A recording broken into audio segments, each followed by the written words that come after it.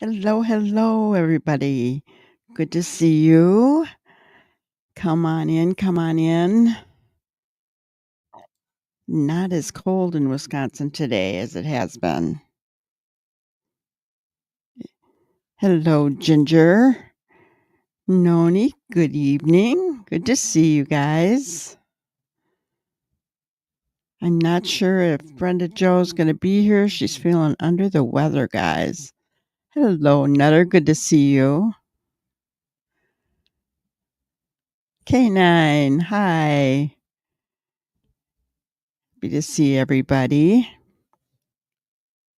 So I was thinking about, other than the updates, what we were going to talk about tonight. And I thought, maybe go back through Nina's video and look for insights again in that. There's been a lot of garbage going on still. Hello, Jackie. Well, welcome. We're happy to have you. Aw, thank you so much. That means so much to me. It really does. But there are some updates. I'll go ahead and share my screen. Best place to go for those updates is always X for at night, right? I always get so dry after I read all these updates. The first one, public update on the cyber harassment amid the search for Sebastian Rogers, December 30th, 2024.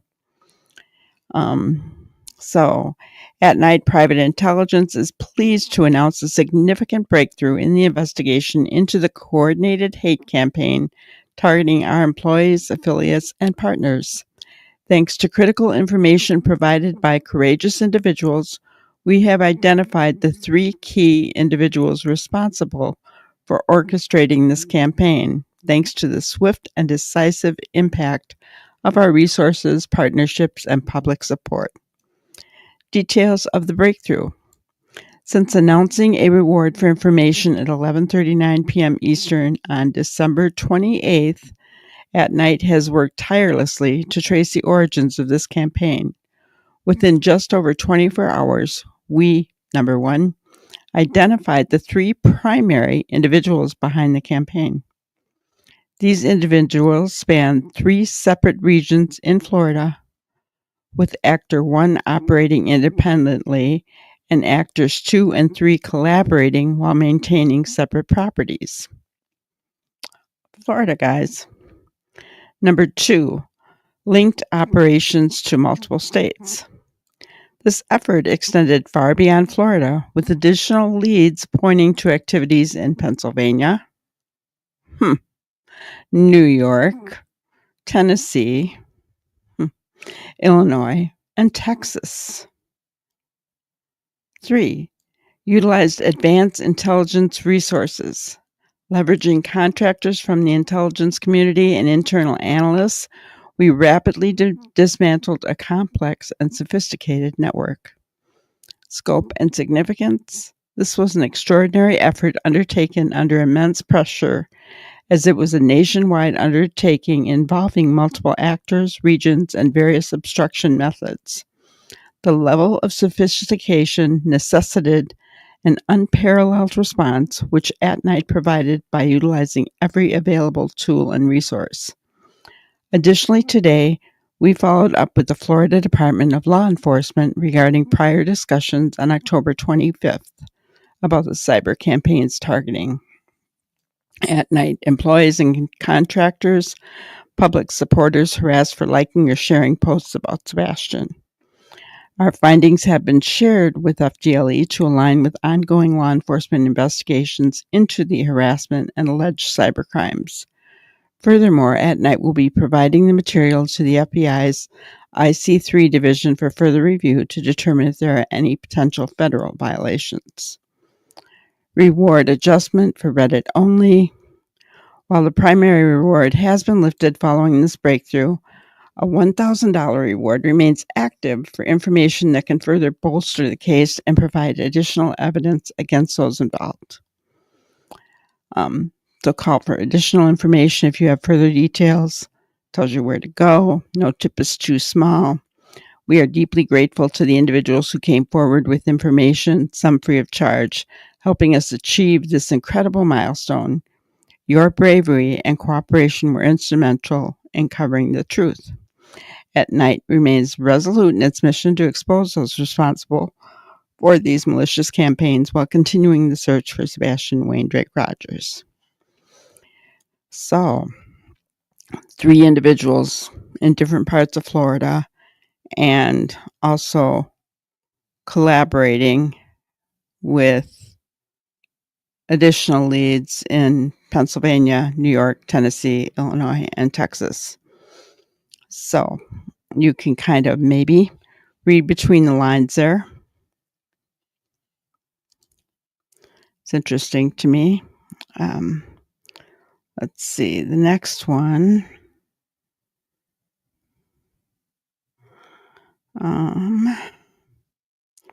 Was this one, I believe. So At Night, Private Intelligence reaffirms that the ongoing search efforts for Sebastian Waindrake Rogers remain unfettered and unaffected by recent intimidation tactics or negative public relations campaigns targeting our mission. So I think that statement in itself is awesome, guys. Why do I say that? Because these tactics, this hate campaign, whatever it may be, I mean, noise, right? It's just a lot of garbage, a lot of noise, is not hindering the investigation for At Night and Dog. They've put out additional resources. They're doing that off to the side, but it's not hindering.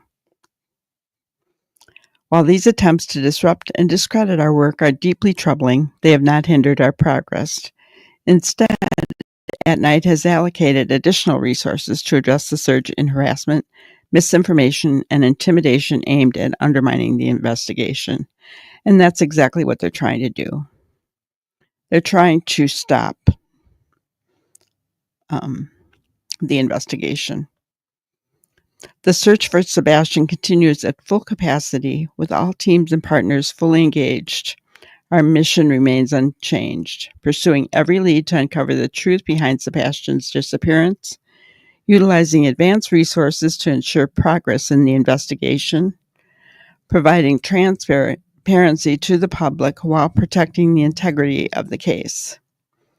Recent intimidation campaigns have only strengthened our resolve to achieve justice for Sebastian and hold those responsible for these distractions accountable. And they should be held responsible, guys.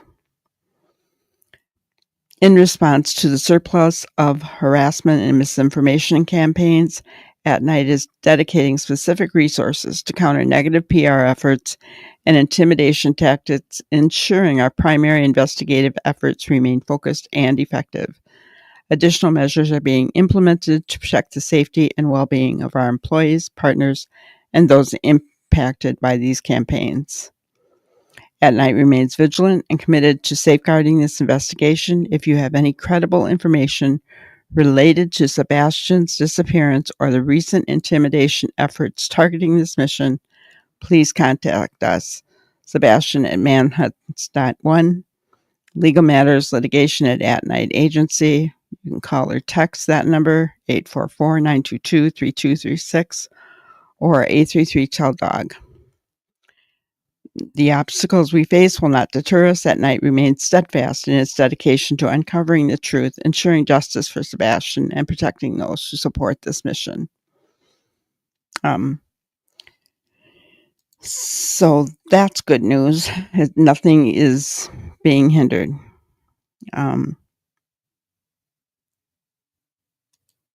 Where's this one? Just making sure I'm not missing anything here because the way Twitter is laid out, or X, whatever you want to call it.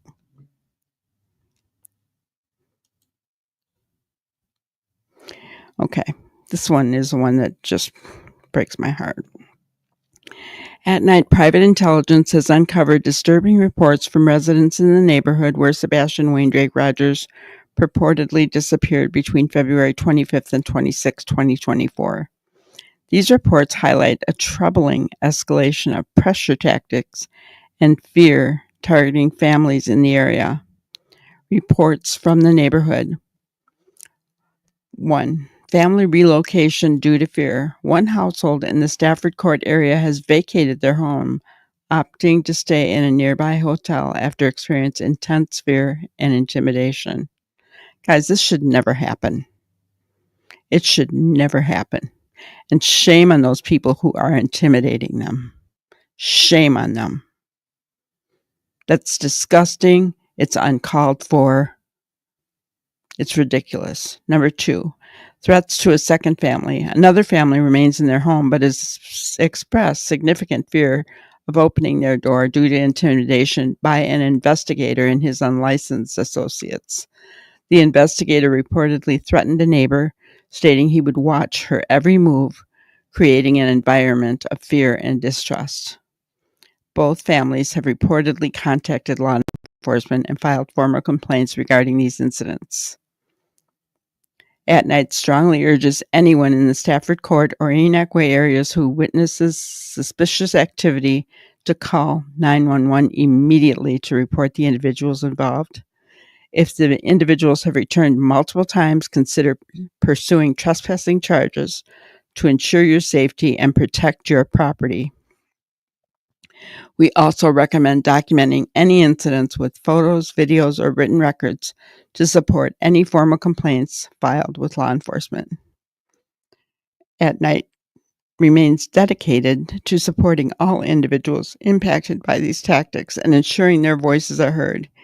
Intimidation and harassment have no place in any investigation, and we are actively monitoring this situation. If you have additional information or have experienced similar incidents, please contact. A message to the public: your safety and well-being are paramount. Together, we can ensure that those responsible for these intimidation tactics are held accountable while continuing the pursuit of justice for Sebastian Wayne Drake Rogers. Sorry, guys, I know I got a little hot there. Oh, goodness. Thank you, Noni. I appreciate that so much. That's awesome. And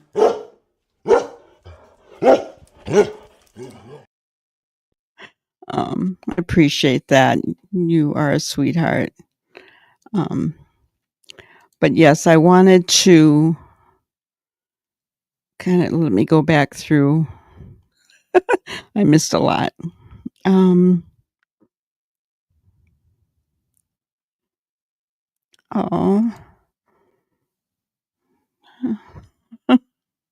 Oh, thank you, Jackie. That means so much. I feel like I'm kind of all alone here in my little channel. And so comments like that mean so much because I'm growing it little by little with great people like you and the family here. We have such a good family here. I can't tell you how happy it makes me. It's just wonderful. It's exactly what I wanted when I started. There is another update. Okay. I haven't finished the updates yet, but I will get to them. I just wanted to stop and see what things are being said. Aw. Let's see. That's awesome.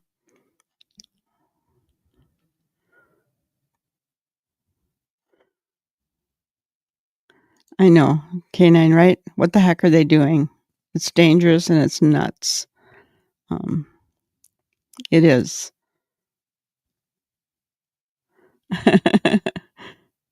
Aw. I know you are, Canine. Ginger and Brenda Joe and everybody here. I mean, Noni and Jackie and everybody. It's just I've been so blessed, really, I have been.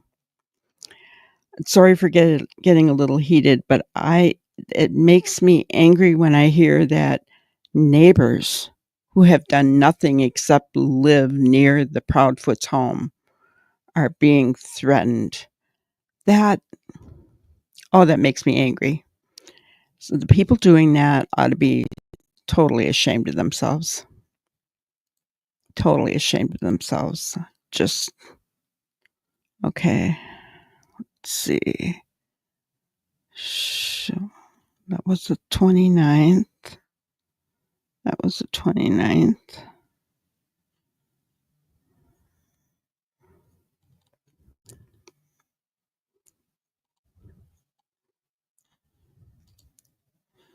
Okay, I'm not seeing it. Do you know where it was, Ginger, the update on that one?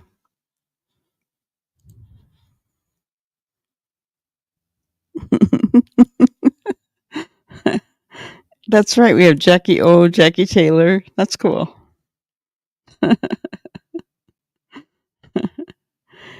Ginger, if you know where the update is, let me know. I will look at that.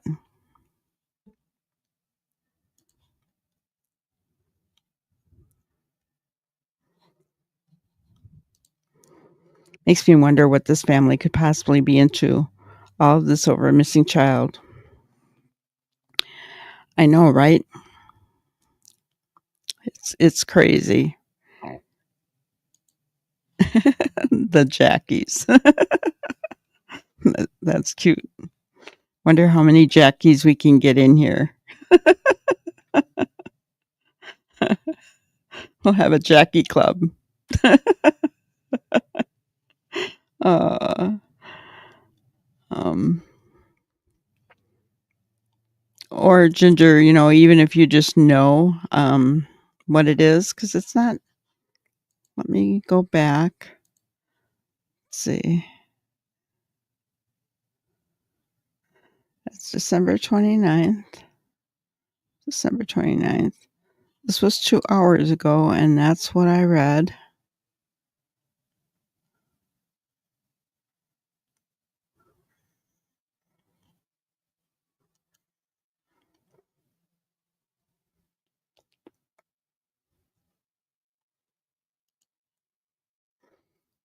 And it keeps on going. Yeah, it's not showing anything more.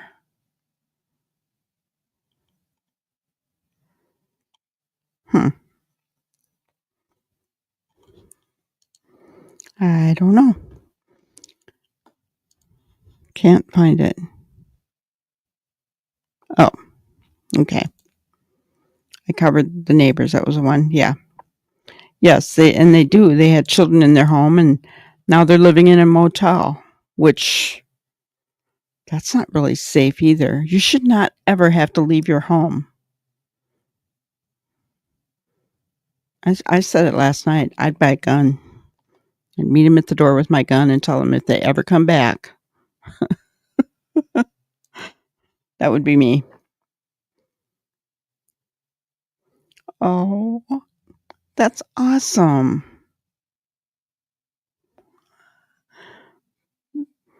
Aw. I remember growing up and watching, seeing Jackie and, President John Kennedy. And I remember when he died, I always thought she was so pretty. She was always dressed to the nines, right? Yeah, K9, exactly.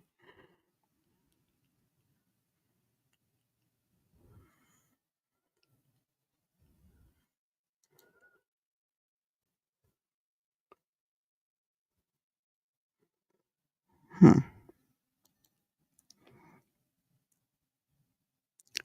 Who has a new baby?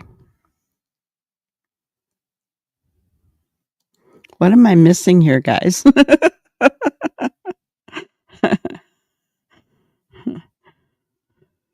But yes, I mean,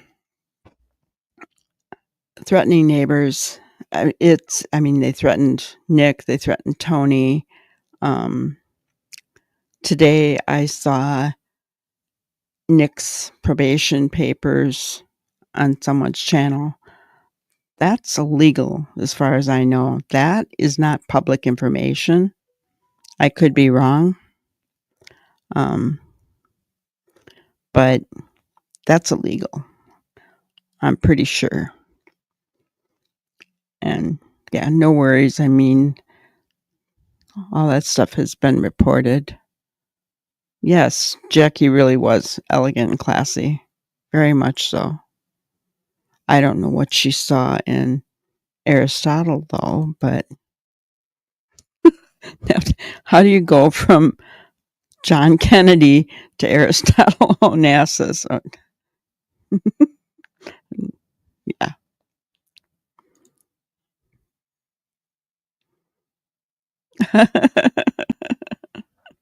Oh, that's sweet.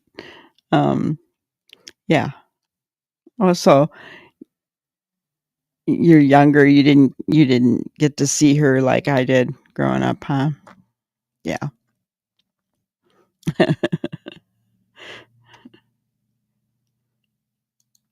That's funny. Um, so then the next thing I was gonna do was just go ahead and show, we'll start that video with Nina. I don't know how far we'll get. I just kinda wanted to listen to a little bit of it. Um, I did hear a few minutes ago Justin say that, the grand jury meets the 6th and 7th of January. As far as I know, we don't know if the DA is putting forth a case for the grand jury or not. They won't typically tell us. They will not typically tell us. Um, so let's not get our hopes up, only to be disappointed if nothing happens, guys, right? They meet the first week of every month. It's Monday or through Thursday or something like that. So, um, if it isn't this month, it could be next month. We don't know. But typically, we will not know when they go to the grand jury. That's just the way that that works. It's only until the grand jury brings down an indictment that's when we find out something. Do I hope that there's something going to happen? Well, you bet I do. I think we all do, right? Um, we don't know what they have and if it's enough for a case to build a case. Um, and our main goal is, the focus is Sebastian. And what part of that is what kind of environment was he living in, right? Exactly, Canine. Exactly. If we start projecting, um, it does. It gets too crazy.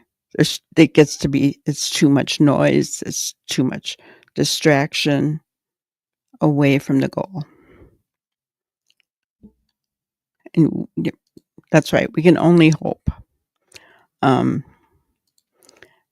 I'll admit, when I saw Justin's title, I got excited. And I jumped on and I was like, oh, no, that's right. Hey, Linda, think. But that's, um, that's part of getting people into your stream, right? You're going to do what you can. I don't know. I've never, I'm just me, you know, I don't try to be something I'm not.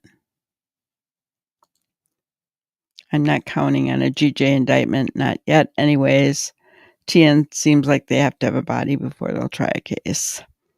Yeah. Could be. Could be. Could very well be.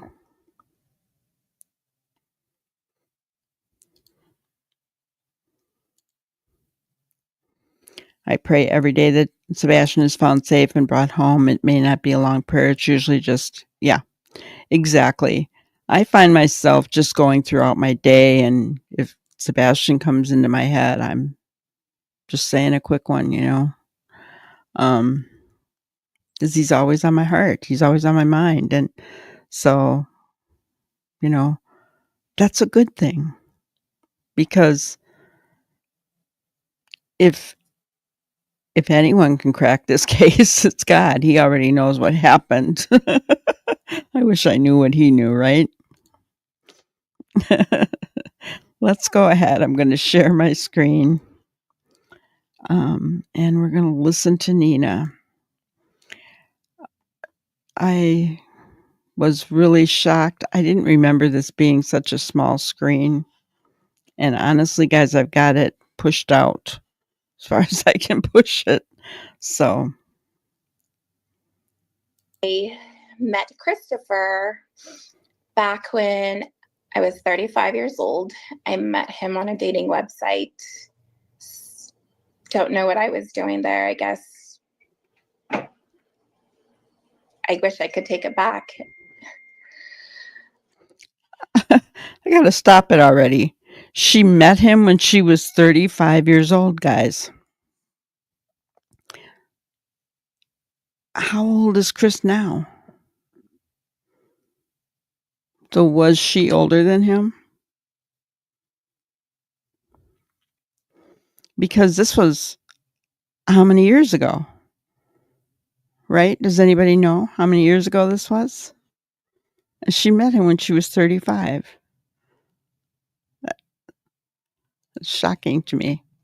I started talking to him. He was stationed out in San Diego, and we started talking back and forth. Wanted to get to know him a little bit more. I thought he was a great person in the beginning. But everybody is always perfect in the beginning, right? We fail to see the red flags, and we fail to notice things that we should in the beginning. So he made a couple of trips out here, asked me to marry him, and I made the mistake by saying I do. So we got married. Eventually, we moved to San Diego.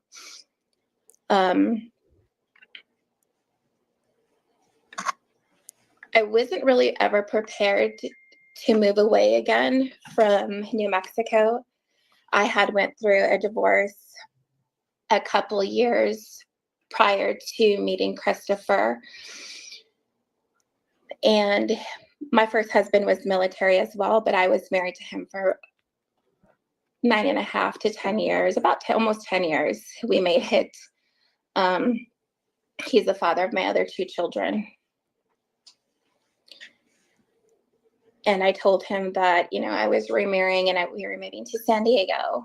And he wasn't really for it. He was kind of against it due to the fact that he was stationed out at Fort Bliss, which is in El Paso, Texas. And that's about like 3.5 hours from Albuquerque. So he would always see his kids like every weekend.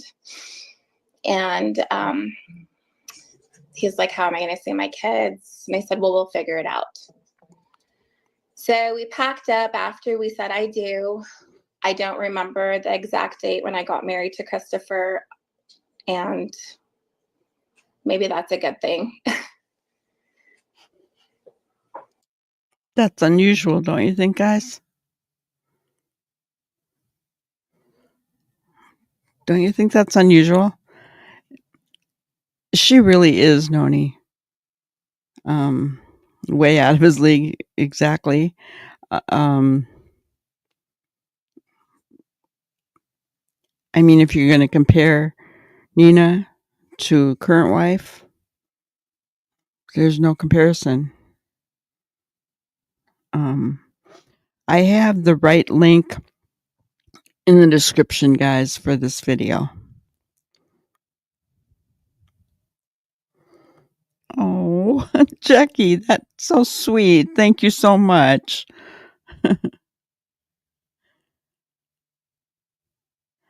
Yeah, see, that's exactly what I was thinking, Noni. If she met him when she was 35 and she had his child late in life, because what, maybe 37 when she had Faith, maybe? Somewhere in there? Yeah, and he's not 40 yet. That's kinda what I was thinking too, right? Thinking, "Wow." But, yeah, not knowing I remember the day I married my ex, I mean, right? I maybe she's just saying that because if he's watching, she doesn't want him to think it's you know what I'm saying? Um, he really did. He really did. You know, when you think about right? Exactly, Nutter. You don't forget the date. I may forget the year, maybe, but I never forget the month and day, right? Actually, I don't forget the year either, so but yeah, I don't get why she's saying that. Um, unless she just really doesn't remember, I don't know. It's odd to me though. We moved into the naval housing out there, and my son, Noah, was 3 at the time, and my oldest was seven, about 7 years old. And she was telling me 7. So I thought everything was great in the beginning. I mean, everything's always perfect, like I said. And then I started seeing bits and pieces of how Christopher really was. I was a stay-at-home wife.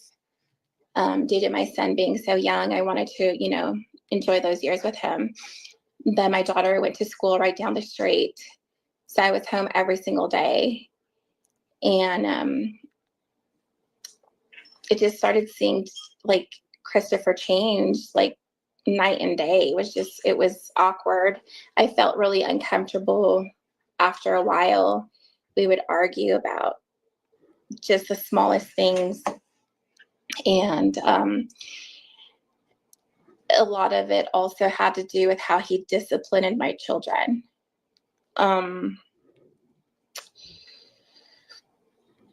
She has beautiful hair, doesn't she? I'm very protective over my kids.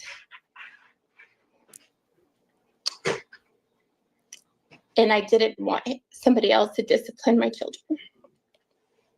It's I didn't understandable. want him talking ugly to them, Yep. hurting their feelings. By calling him retard, maybe? And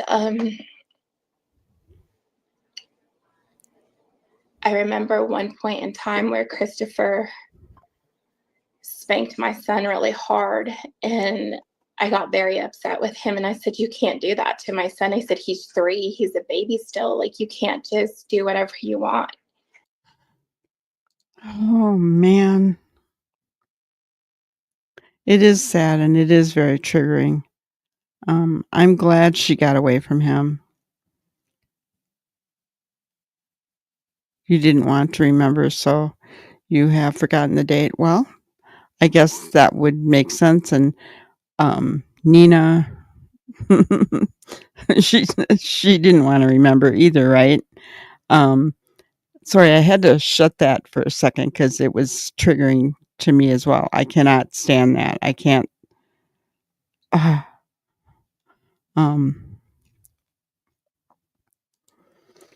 I've never understood why he married Nina when he doesn't like people of Indian heritage. He's already had 3 previous wives, so he didn't seem to have a problem. And I don't get that.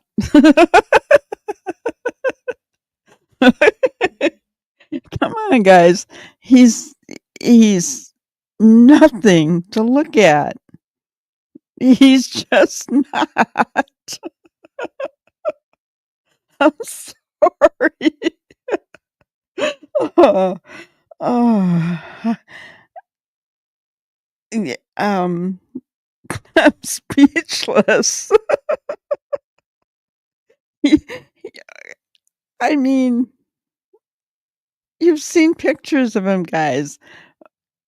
He's not attractive in the least little bit, in my opinion. I think she does, Ginger. I think she does have PTSD. Whenever she thinks about it, she cries, and, um, Nutter agrees with me. That's good. I'm glad because I'd feel bad if everybody, thought he was good looking and I didn't because I don't know. I think when a person acts the way that Chris acts, right? I think that, um, it's very unattractive. And, Nina's right. She didn't see that in the beginning. He didn't show her that in the beginning. He's not going to, right? But here is my question. She said she was a stay-at-home mom. Jackie. I know. And the minute he opens his mouth and starts talking, exactly, his ways are and would be a total turnoff. Yeah, yeah. I mean, maybe when he was younger and thinner, and I don't know. Um, the way I see him now, the mullet, yeah, no. Um, he's just not. He's not all that. um, but what I was going to say is, she said she was a stay-at-home mom, and didn't we hear out there? Was it Katie that said it, or Chris in a chat or something, that Katie supplied all of Sebastian's needs, that Chris's money did not go toward that, right? So if she was staying home, I mean, she was probably getting not the bee's knees, but if she was staying home, did she get child support from her first husband for the other 2 children? Um, or was Chris paying for her to stay home? My question, right? Because if Katie had to take care of Sebastian, why the difference between the 2? That's just a question that I have, you know. Is it because he didn't like Sebastian? I mean, I don't think he likes anybody. Guys, he hit a 3-year-old baby really hard, she said.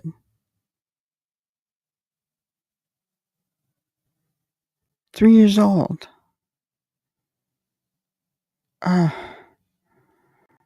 No, no, no. I mean, he got upset and he's like, well, he needs to learn. He needs to man up. He's a man. I said, he's 3. He's 3. Not a man. And He's as a time went baby. on, like, I could see him getting more aggressive and more aggressive. And I stood up for my kids all the time. I didn't like how he, like I said, how he talked to them, how he wanted them to stand in the corner all the time, and I didn't like that. So I stayed a little bit longer. I ended up eventually getting pregnant with Faith. And it was probably, I want to say, maybe early September that I found out that I was pregnant with Faith. And I remember telling him that I was pregnant, and he wasn't happy about it. So I called my parents back home here in Albuquerque, and I told them the situation. Okay, this would have been his first child. Why wasn't he happy about it?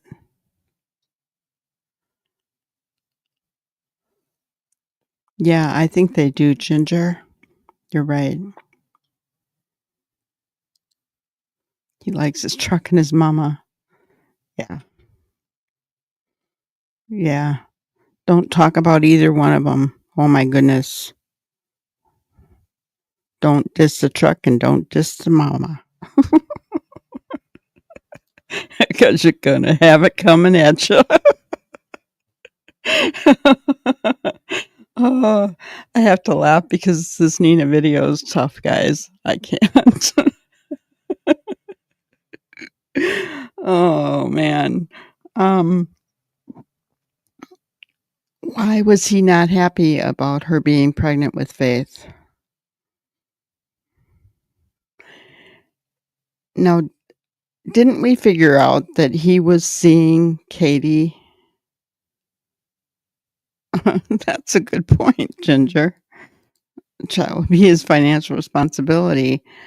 And here's the other thing. Wasn't he seeing Katie while he was still married to Nina?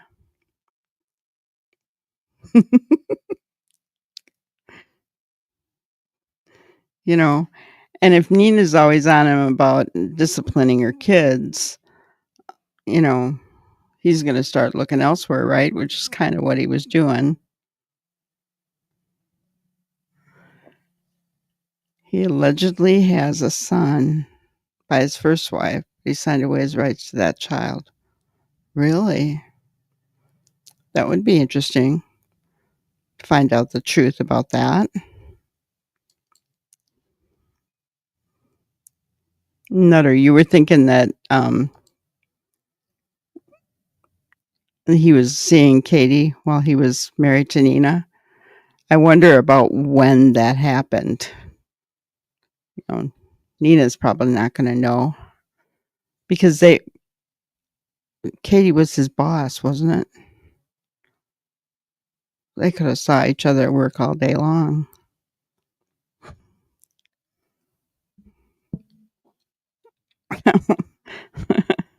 Lucky kid. Well, you know what? Which one? You mean the son? Yeah, the son would have been lucky if Chris, if it truly was Chris's. About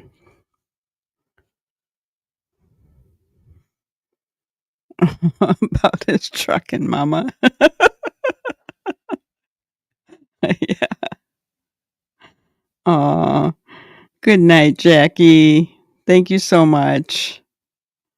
You have a wonderful evening, okay? um, but yes,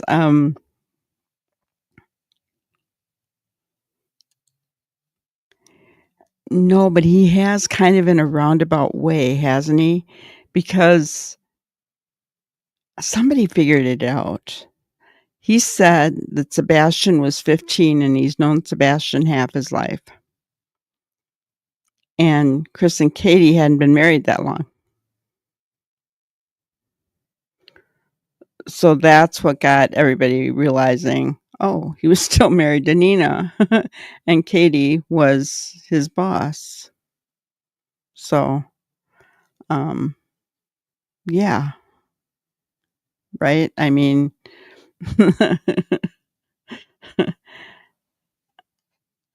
I think he admitted it in a very roundabout way. He didn't mean to, and he did.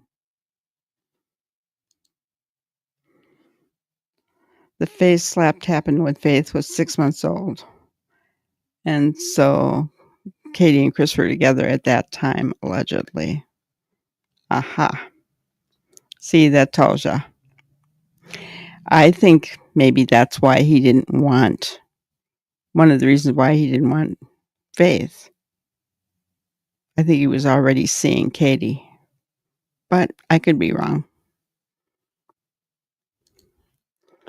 I don't know. Situation. And I said, well, Christopher wants me to get an abortion with Faith. And my parents said, no, you're not. And I said, I'm not.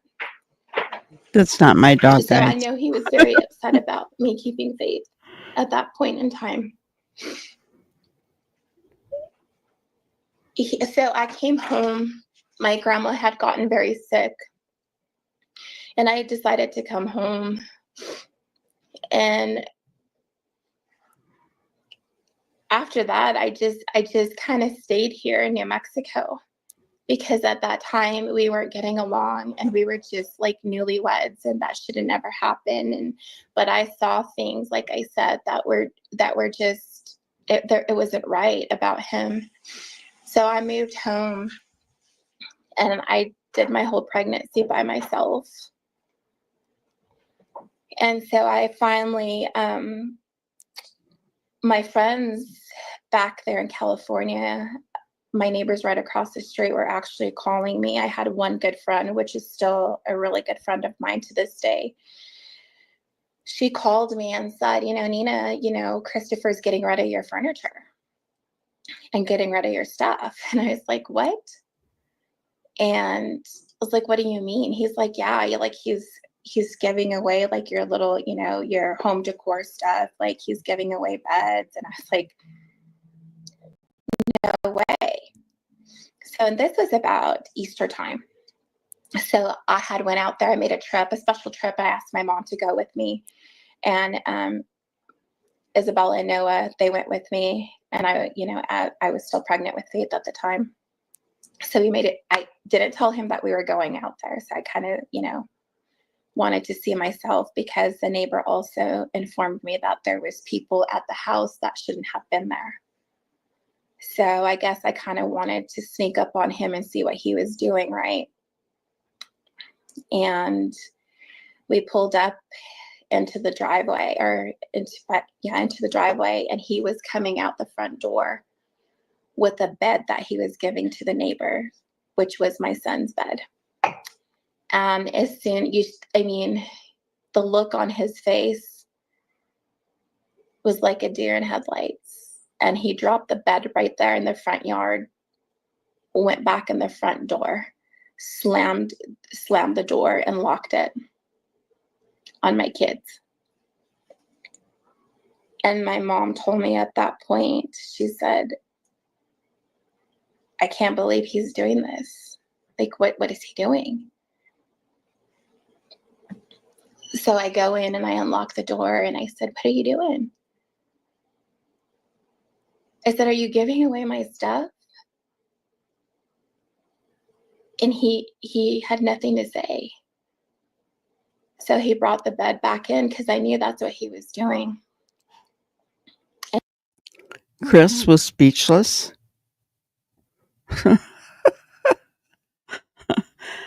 It doesn't surprise me that he was giving away her stuff. But here's kind of confirmation. She was living back in Albuquerque with her parents during her whole pregnancy. She was alone. I know, right?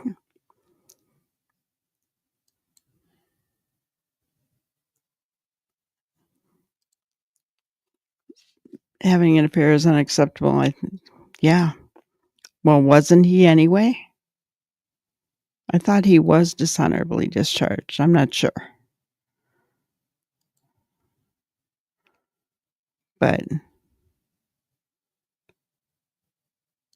Sebastian was 8 years old when they started living together. Gotcha.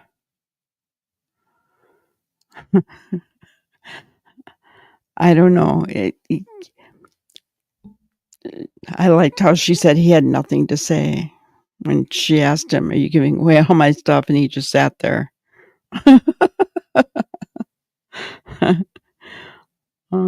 Yeah, interesting. Um, I this, that this man never ceases to amaze me. I remember watching this, but I think it was so triggering. It was so hard the first time that it was maybe I wasn't grasping everything, you know, um, that he said or that, she said, he said. But yes, cold, black hearted person, in my opinion. Extremely so. Extremely so. And the neighbor across the street, like I said, told me. So we stayed there. It was super uncomfortable. My mom felt the tension between the both of us. My children felt it as well. And at the time, Faith started moving. Like I could start, I felt her moving around in my stomach. And I told Christopher, I said, look, I said, put your hand on my stomach. I said, can you feel her move? He said, no.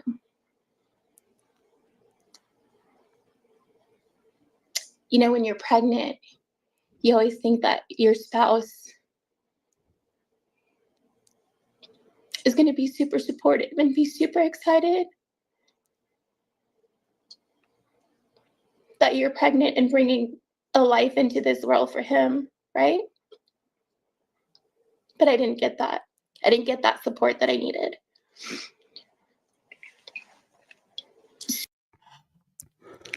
Okay. So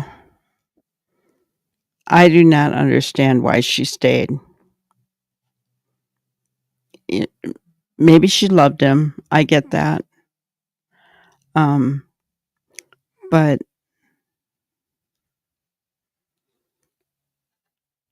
let me see here. I've heard he was dishonorably discharged, but I haven't seen it confirmed. Yeah. Yeah. And, those are papers that I don't know. They they don't really they don't matter in the big scheme of things, I guess, right? Um what matters is his treatment of people, right? If that if the way that he treated Nina's children, the way he treated Nina, the way he treated Faith, how can he fight for Faith when he wasn't even happy she was growing inside her mother to begin with? They weren't even together.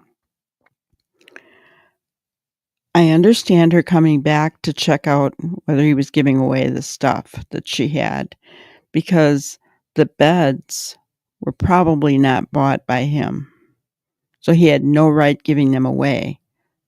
Those children were somebody else's. So those beds were probably bought by Nina and her first husband, right? He had no reason to be giving away her things. None whatsoever. So he was giving away her things, right? She pulled up and she saw that, and then he dropped the bed in front of her. Well, at that point, I would have said, see ya, sucker, and don't you give away one thing because I will come after you for it. And I wouldn't have stayed. I wouldn't have stayed to try to get him to feel my baby. And I mean, the tension she was talking about, why? Why would you stay and put yourself through that? I understand that, and I have been through DV myself, and it's hard to leave. It's hard to leave when you feel that you love someone. But he, I guess if you could look back, right? I know, he is. It's gotta be really hard to let her go with him. Exactly, Nutter.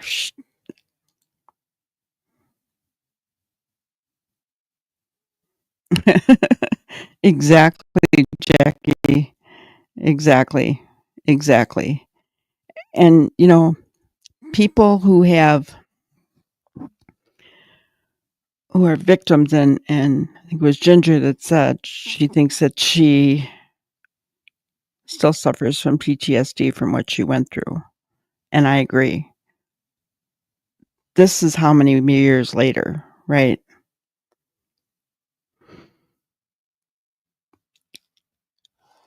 She, I don't know if she got any help or whatever, but I think um, she's she is exhibiting signs of it for sure because she gets pretty upset just talking about it. I agree. I don't think he does form attachments to people, places, or things. I don't think he does.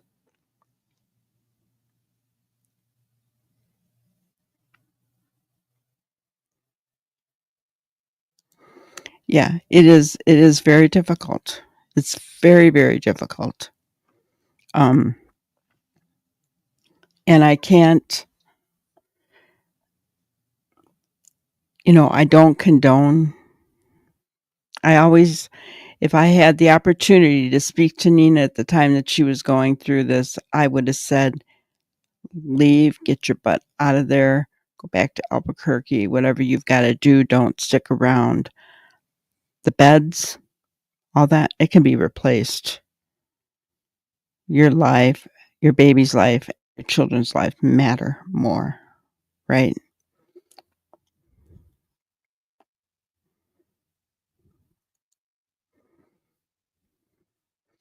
I agree with you. I agree with you. I think Mama wanted Faith more than anybody else.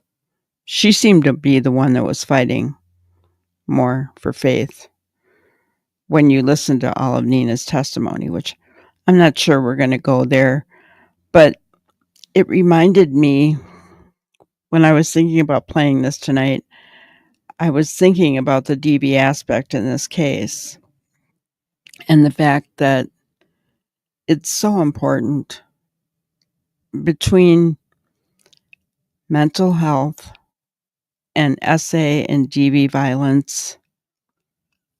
Those are big issues in our country today. And people like Chris are perpetrators of that. And they usually don't change. I have seen him change. I have seen my ex-husband did change. I will say that. And trust me, if he hadn't, I wouldn't be saying it. Right? But he did. But that's rare, guys. That is really rare.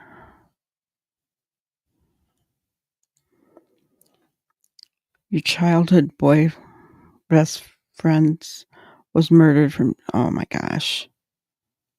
Yes. Thank God she did get out. Um, and it's hard to leave. It's hard to leave. And many are afraid that they'll be killed if they leave. I don't think she was that fearful. I think that Nina truly loved Chris and she wanted to make the marriage work. She was probably feeling like a failure from having one divorce, and that's all part of divorce. You have the feeling of failure, right? So there was probably a lot of things that went into it, you know. Um, and it's harder for some people to leave than others. I think Nina could have left and it wouldn't have been a big issue. She said he went, slammed the door, and locked it from her kids. Well, you know what? She should have got back into her car with her children and her mom and drove away. That's my opinion.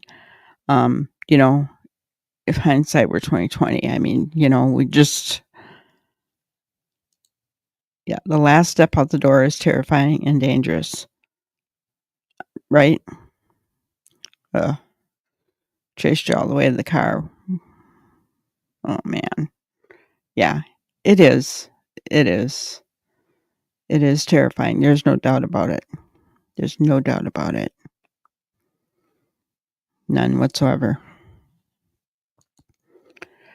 Oldest daughter was in a 15-year marriage before she escaped the abuse. It has taken her 2 years of trauma therapy to stop trembling from her ex-rage texts. Yeah.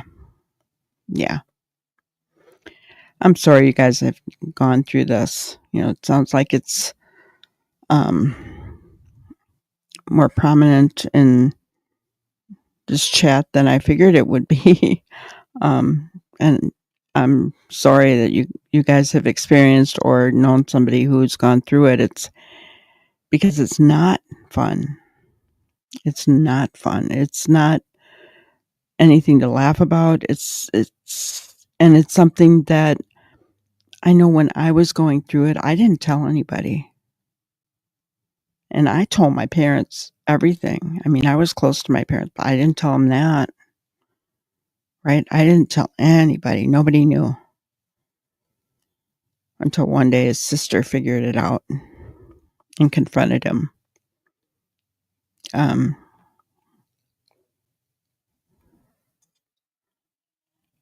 Aw, yeah. Yeah.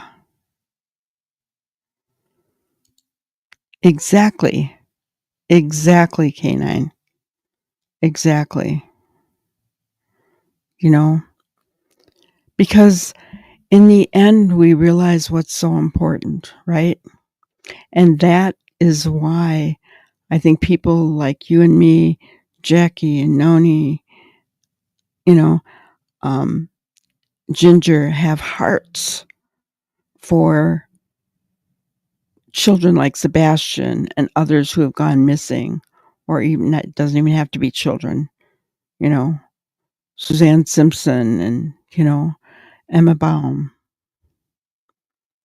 Suzanne Simpson was a victim of DV just before she went missing, right? Emma Baum, more than likely, she went to visit her boyfriend and was never seen again. What does that tell you? So,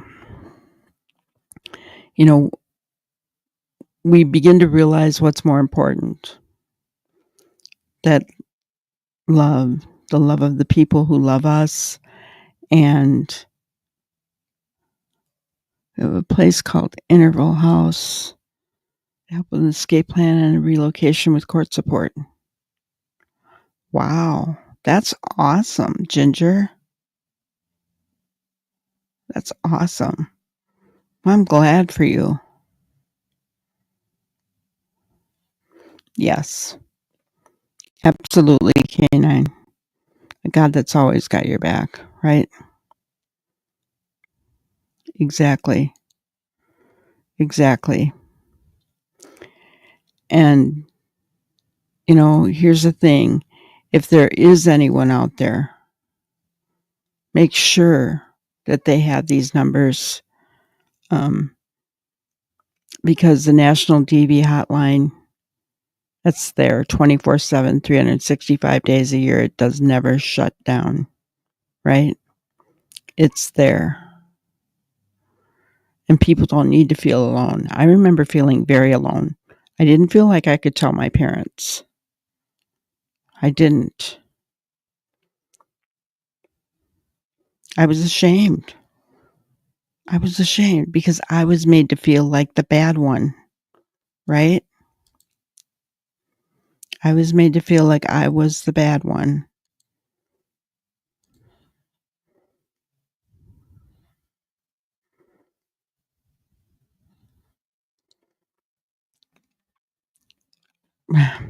We all do, don't we, Noni? We all feel them every day. Aw. Okay, well, I'm going to go ahead and end it tonight.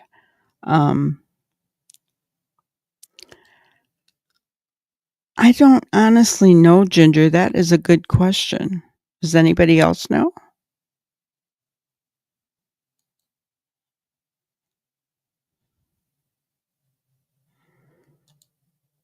Right, canine. Yep, once you leave, you realize, I had my whole family behind me, and my mom has, um, 10 brothers and sisters, right? And so, yeah, they were all behind me. But I didn't feel that until I left. Same thing. We do, but not nearly enough. Yeah, I was gonna say, oh, yeah. Well, I was young. I was young. Um, and it isn't fun. It wasn't easy, but I thank God that I had my family when everything went down. Um, but I did want to share our grannyism for today. SA and domestic violence are difficult things to talk about. Talk about them anyway. Mariska Hargitay. And that's kind of what we've been doing tonight, right? We've been talking about it.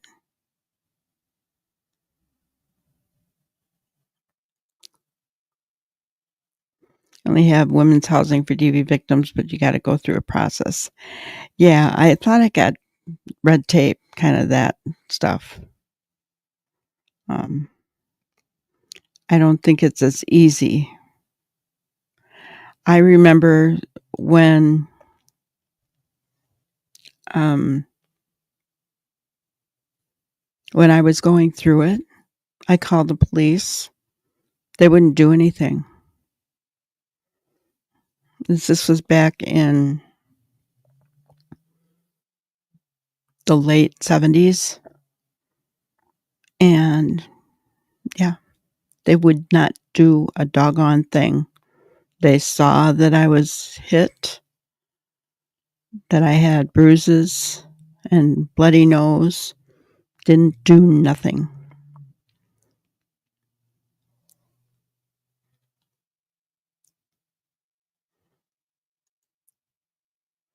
The government could do so much better for victims. I agree.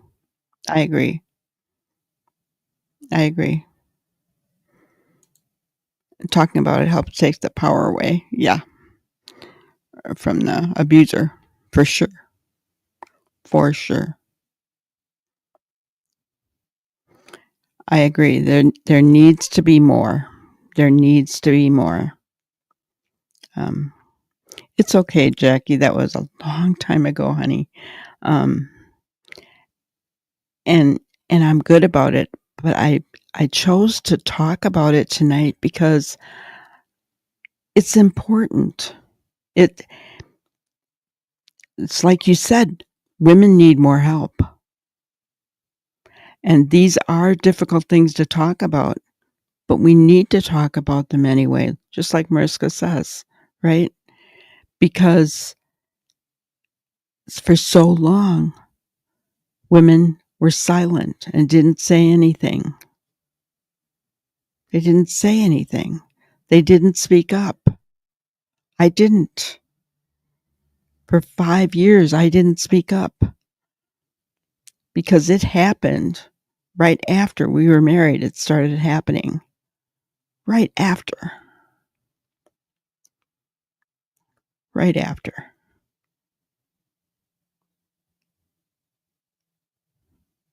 It is. Exactly. It's part of the healing process. It's very important for everyone that has been through it to talk. And that right there, you're right, Canine. Talking about it may give another woman the courage to talk, give another woman the courage to leave, to call the number to get help, right? I've seen, what is it, Lifetime movies that there's an underground. Well, you know what? I sincerely hope there is. I sincerely hope there is. But how do women find these underground things? I don't know. I never heard about them. Yeah. Yeah. It was. And my oldest was 5 when I left, and my youngest was newborn. Um, I never really talked to my children about it. I never did. Do you know how hard it was for me to let them go see their dad? Very, very difficult, especially even my newborn, because she didn't know him. You know, she didn't know him. That was really, really hard to watch her leave with him. And he didn't want another child, just kind of like Chris. He didn't want another one. And we were separated the whole time I was pregnant, just like Nina. I just didn't realize until just now the the correlation between the two is that ever strange. Dreaming of blue skies, it's good to see you. Oh, I'm sorry, Jackie O. Yeah. God bless you. Hopefully we'll see you tomorrow, okay? All right. Well, that's all we had for tonight, guys. I appreciate each and every one of you. Thank you so much. And we will see you on the next one. Thank you for watching another episode of Granny's Crime Busters. We really appreciate each and every one of you. Don't forget to subscribe and like and even share the content.